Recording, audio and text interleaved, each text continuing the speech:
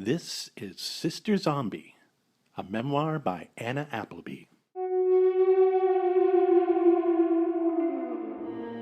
This podcast is performed by Angie Morency, written and produced by Harold Brody.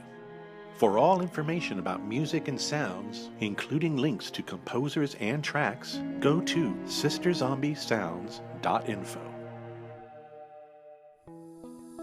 When we last left our story, a shell-shocked Anna had questioned Chloe in the night on why she had murdered James.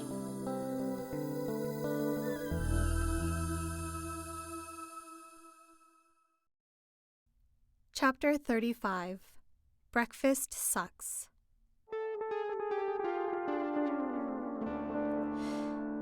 In the morning, I was alone in the kitchen in my favorite raggedy nightgown making pancakes.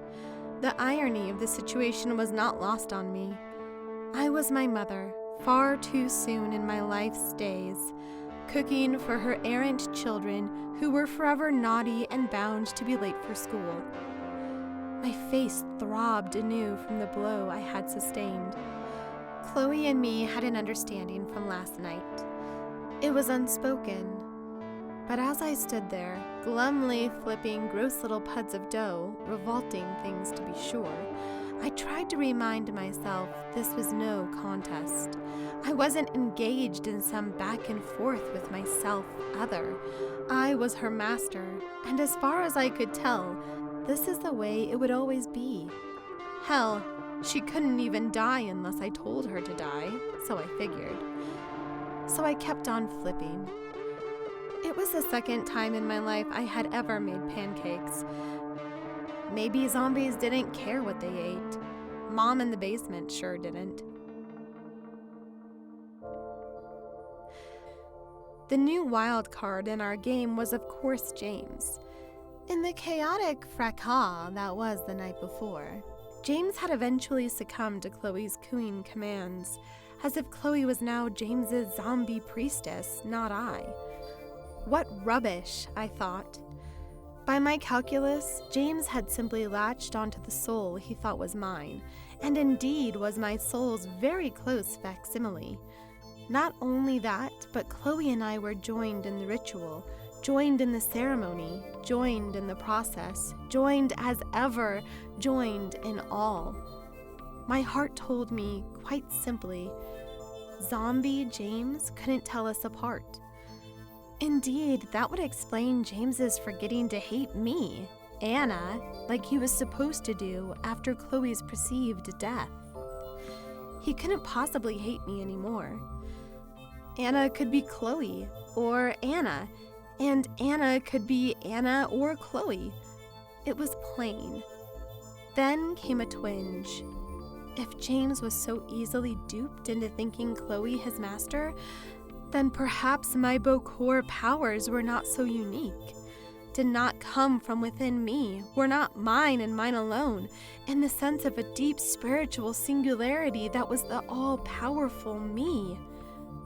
All my beliefs about being the only one chosen to perform the act of restoring life, all my sinful pride of ownership and elevation, all the pictorial splendor of seeing myself adorned on mountaintop as high priestess of the underworld.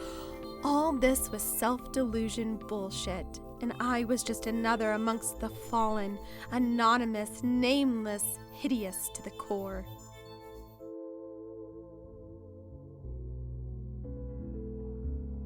Okay, this was too much shit for a mind to take on in the morning. I had to put it aside for further research. Yes, I told myself, delay the pain, embrace that art.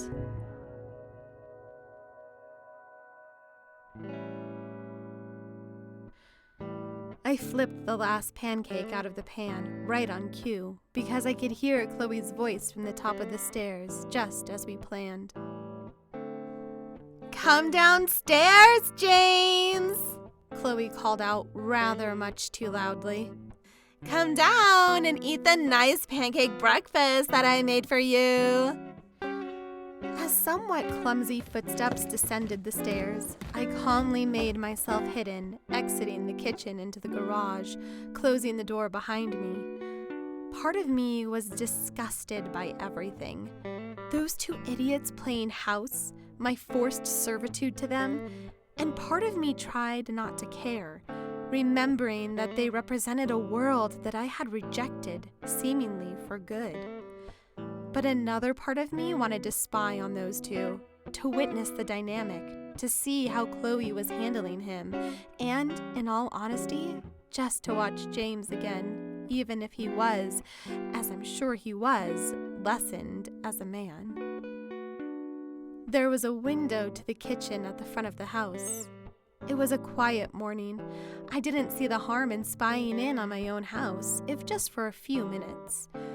So I went outside and positioned myself carefully, so all they would ever see of me from the kitchen inside would be a forehead and two squinty eyes perched at the bottom of the sill, should their gazes in some unlikely event find it. I felt secure, and I could see them through the half-transparent silk mom curtains. They were both in their school uniforms, sitting at the banquette. Chloe was watching James eat. James's motions were jerky, awkward, robotic, a sick take on Frankenstein's monster, I thought. He was indeed lessened, but still, I saw his potential, even in terms unique to zombie. Chloe talked in loud monosyllables, all the better for me to hear them. "That's right! Eat up!" she bellowed. "You need all your strength for the big game tomorrow." That's right, I had forgotten. The big football game was tomorrow. "I'm Star!" James suddenly shouted with a force that startled me.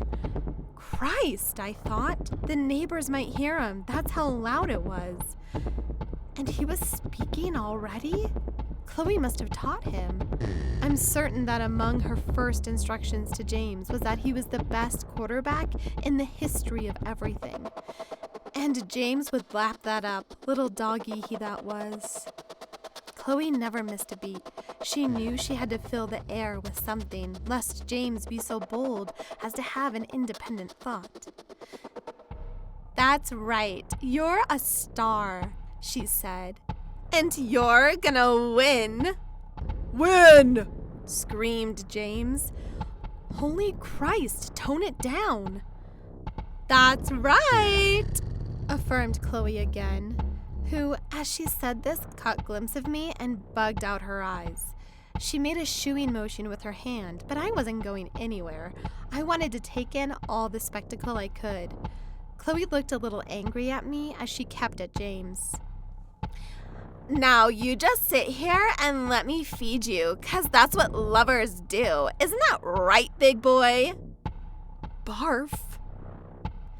"That's right," James hollered just before Chloe crammed some pancake into his waiting gob. She gave me the evil eye for her next line. "And who do you love, my hunky chunky man?" "I love you, Anna!" yelled James without hesitation. Yeah, I thought, whatever, bitch. I'm Anna too, you know. "Now give me a kiss, real gentle," said Chloe. "Fine, bitch. Why don't you just start humping him on the bench? You once a slut, always a slut, whore." "Okay," screamed James. And then it became comical. And I was gifted the witnessing of the world's most awkward kiss. Two reincarnated by my own hand dribbly creatures, salivating at each other like they were in the dark. James jerking his head about, a baby bird pecking into his mama bird's mouth, while Chloe tried to guide him fruitlessly to rouse some romance, slurping at his lips with some real gusto. But really, in the end, just making zombie James giggle. And I'm pretty sure he cried out, "Stop it! It tickles!" Though I have no idea who ever would have taught him that. All I know is that it made me laugh the laugh of a lifetime, which was a sensation so foreign to me that it activated muscles long dormant. And I think I actually pulled something in my side, but I didn't care. I just keeled over and let the pain fuel my laughter even more. And I could have laughed there for hours and forgotten about the rest of the world, which I must have kind of done anyway, because when I finally spun around and turned my gaze toward my front yard, there, standing in front of me, with his car parked behind, was Mr. Spellman, the biology teacher.